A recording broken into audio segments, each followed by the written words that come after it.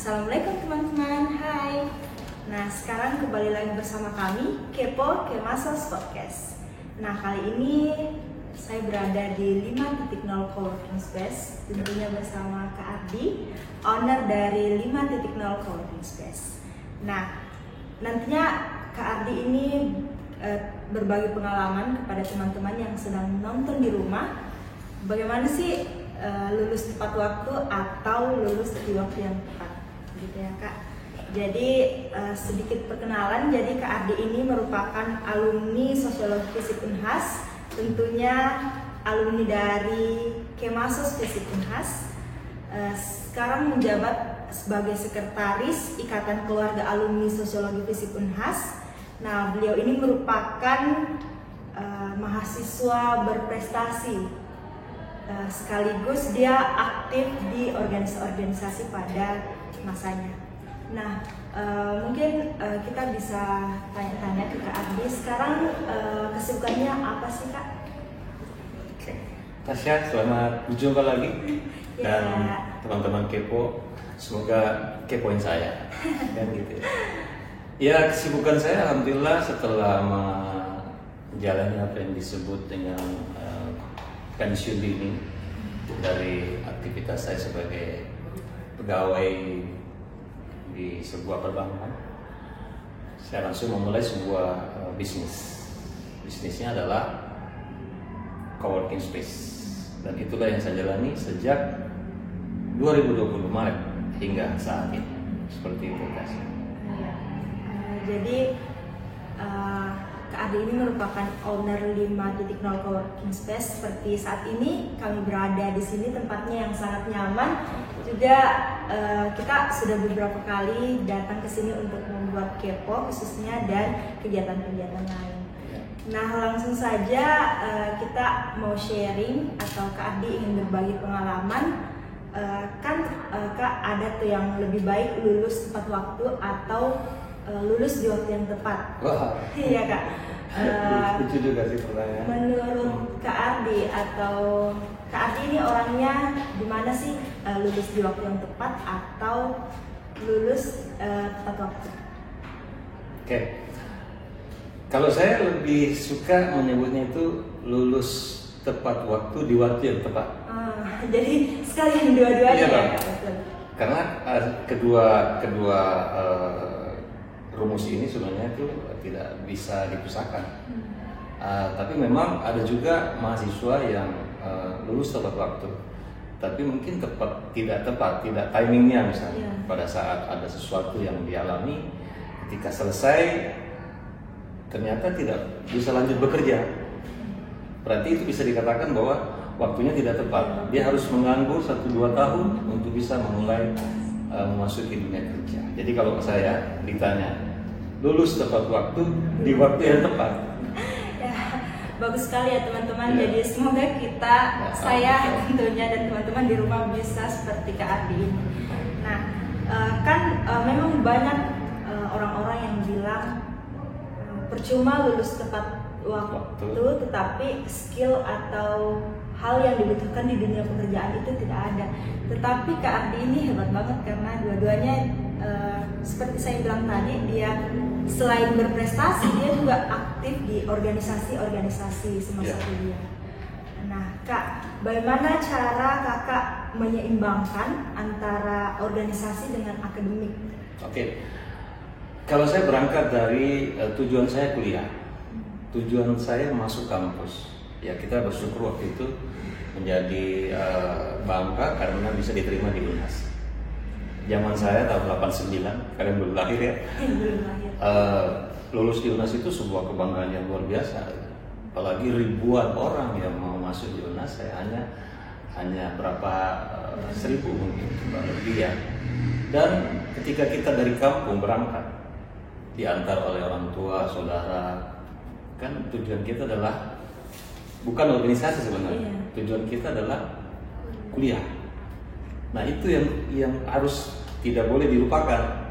Nah, banyak teman-teman mahasiswa ketika masuk di dunia kampus nah lupa ya kuliahnya gitu. Gak apa-apa ya kita pakai bahasa logat Makassar gitu. sibuk dengan urusannya di organisasi, sehingga kuliahnya istilahnya berantakan ya. Saat kuliah tidak masuk, titip absen karena ada kegiatan organisasi. Nah, kalau saya selalu ingat orang tua pesan atau saudara saya yang di belakang kampung saya bahwa selesai jangan kelamaan.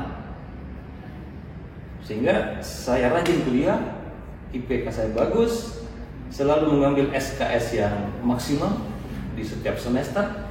Pokoknya kalau ada peluang ambil gitu, jangan ditunda lagi semester berikutnya.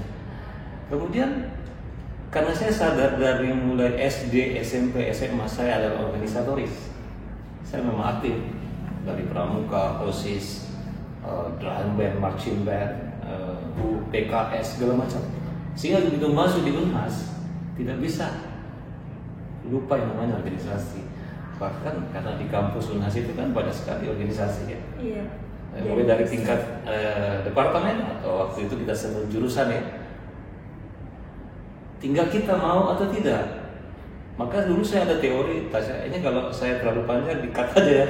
Jadi saya punya teori dulu bahwa ada mahasiswa yang hanya kos kampus. Kupu-kupu biasanya. Kupu-kupu ya. Kuliah pulang. Kuliah pulang. Ada juga mahasiswa yang apa? Yang kedua. Apa sih singkatannya? Kura-kura. Kura-kura. Apa itu kura-kura? Pengertian kuliah rapat, kuliah organisasi kan. Iya. Ada juga organisasi saja yang diurus. Iya betul. Ya kan. Nah saya kombinasi semua gitu. Dari kos saya ke kampus, tapi di dalam perjalanan saya ke kampus, misalnya ada kuliah 2 mata kuliah, saya tidak menghabiskan 2 mata kuliah itu saja. Saya harus melihat apakah ada waktu saya untuk tinggal di kampus, belajar berbagai hal.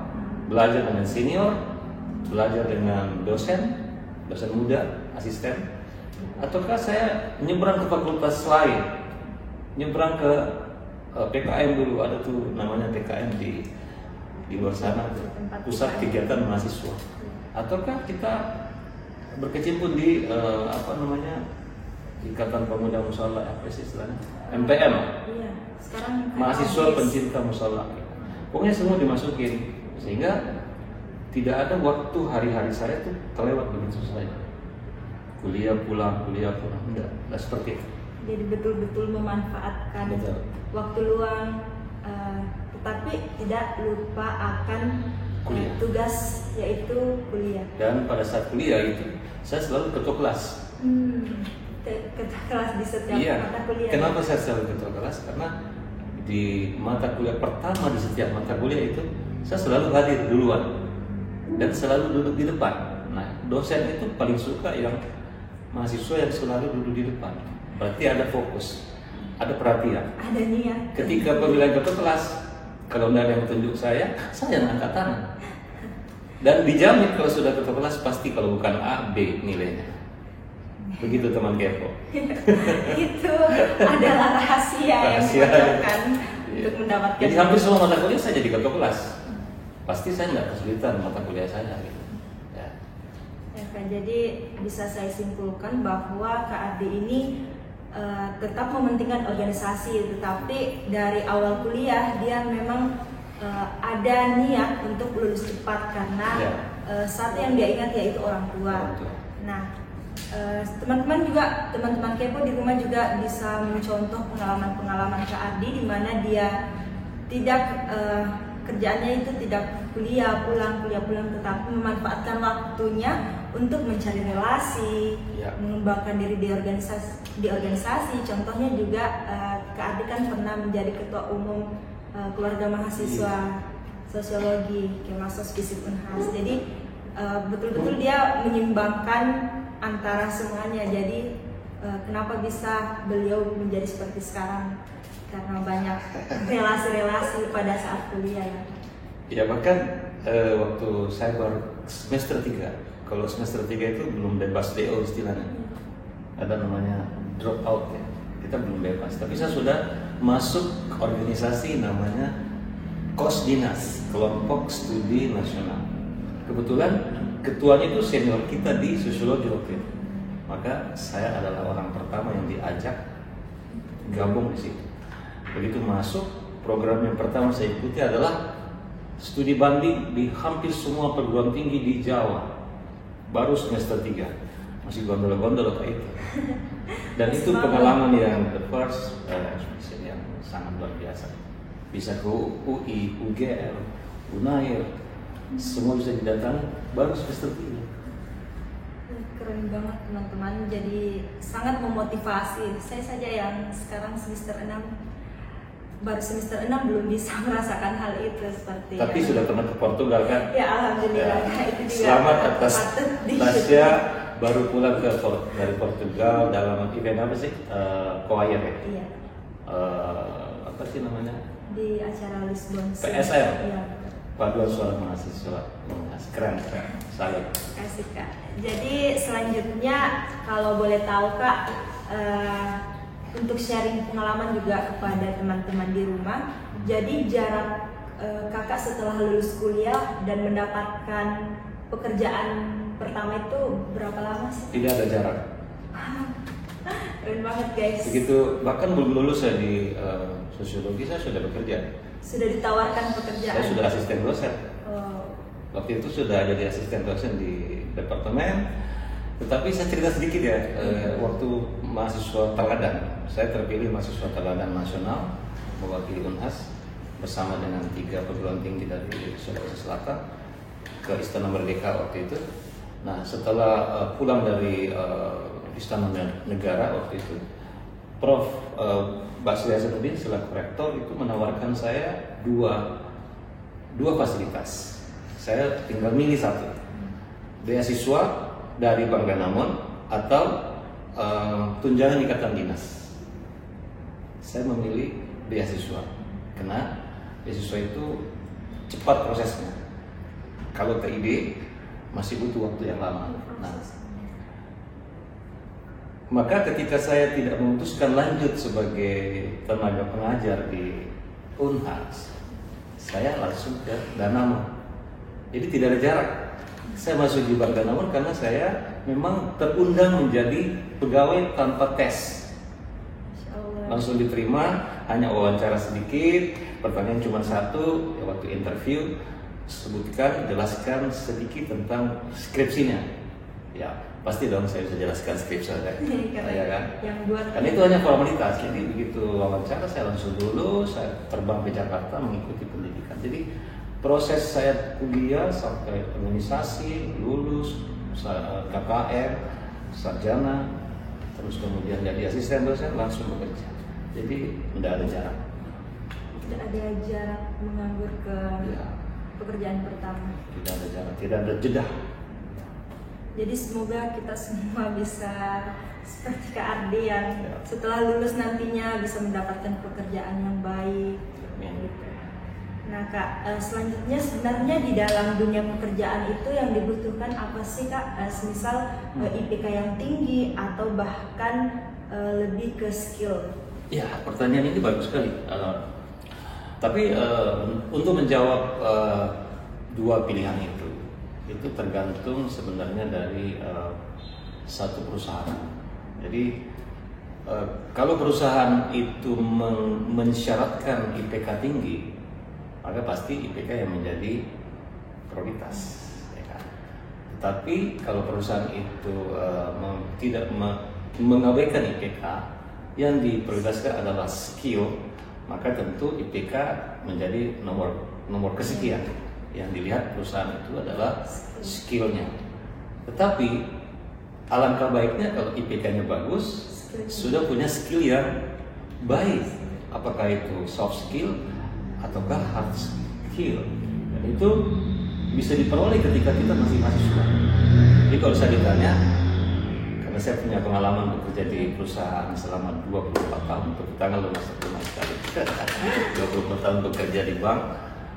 Ya waktu di awal saya diterima tadi karena saya dapat hadiah lah ya, dapat privilege untuk menjadi pegawai karena beasiswa. Tapi teman-teman saya yang lain itu masuk bukan karena IPK saja, karena waktu zaman saya yang dilihat adalah dari kampus mana kau berasal gitu.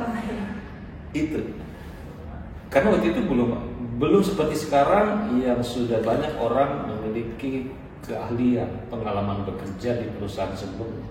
Kalau zaman saya, hampir kita mengatakan bahwa belum ada pengalaman. Sehingga yang dilihat oleh SDM, personalia di satu perusahaan itu adalah dari mana, sarjana apa, terus IPK-nya berapa.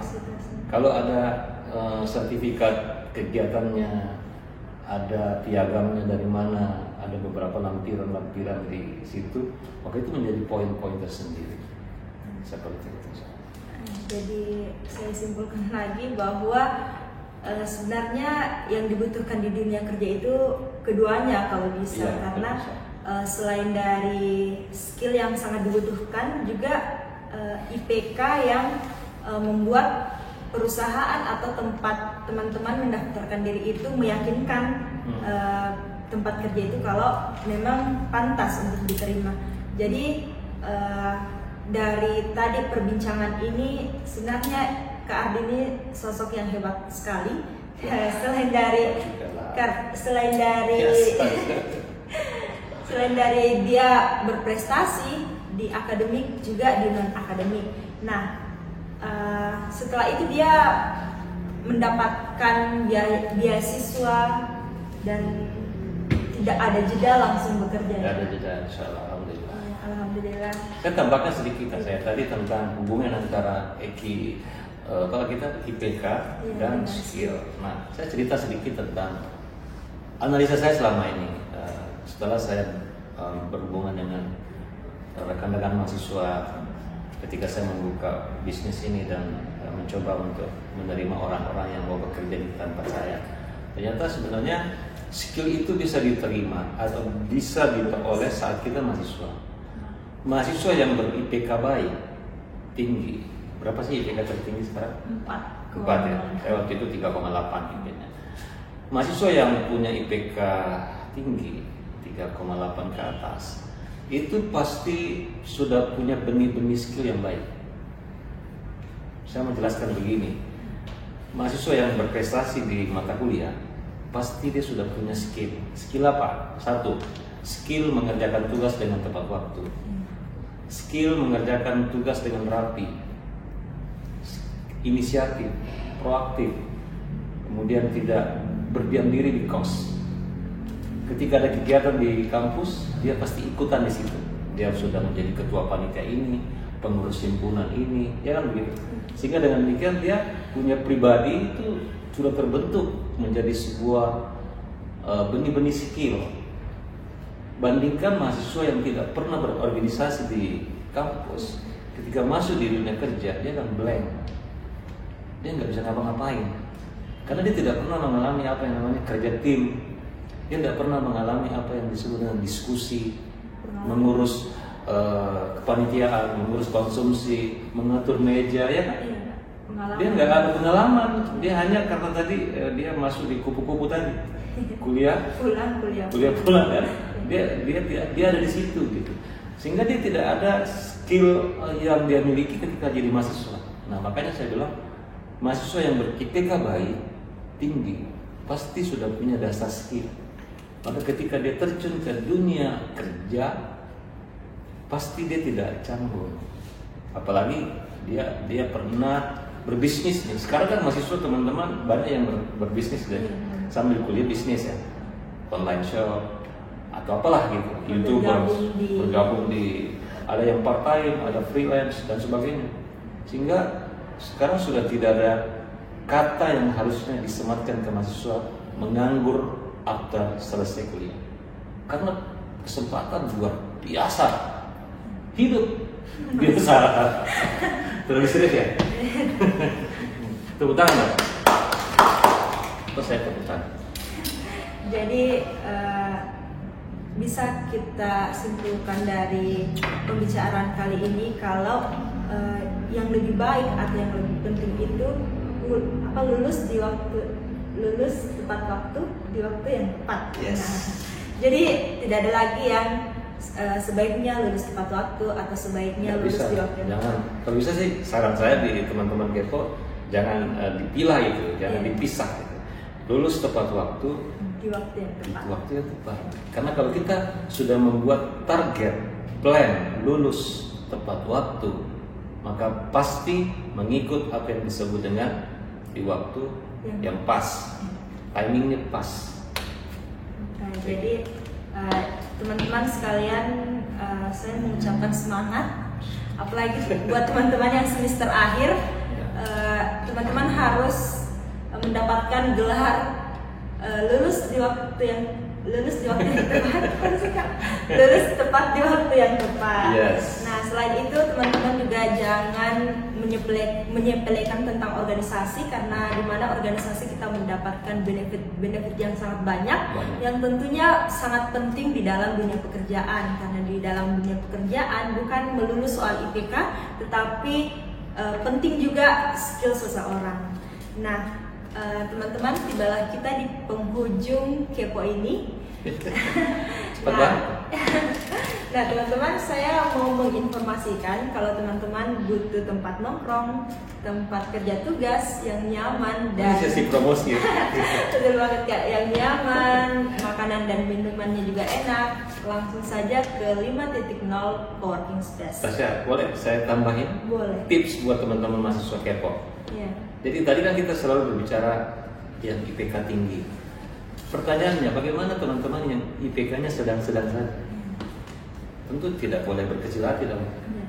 Nah, untuk Anda yang IPK-nya sedang-sedang saja, maka menghindari yang namanya gap, yang jeda tidak bekerja karena susah melamar di sebuah perusahaan, maka pada saat Anda di akhir-akhir semester atau di akhir-akhir kuliah, lengkapi diri Anda dengan skill. Kejar kekuranganmu, belajar di banyak tempat, banyak referensi, ikuti pelatihan, ikuti webinar, kan semua bisa diikuti sekarang di YouTube, di mana, tinggal klik, yang penting ada kuota kan? Klik, bisa belajar. Tinggal sekarang teman-teman mahasiswa sosiologi atau yang menonton kepo ini fokus pada tujuannya kemana.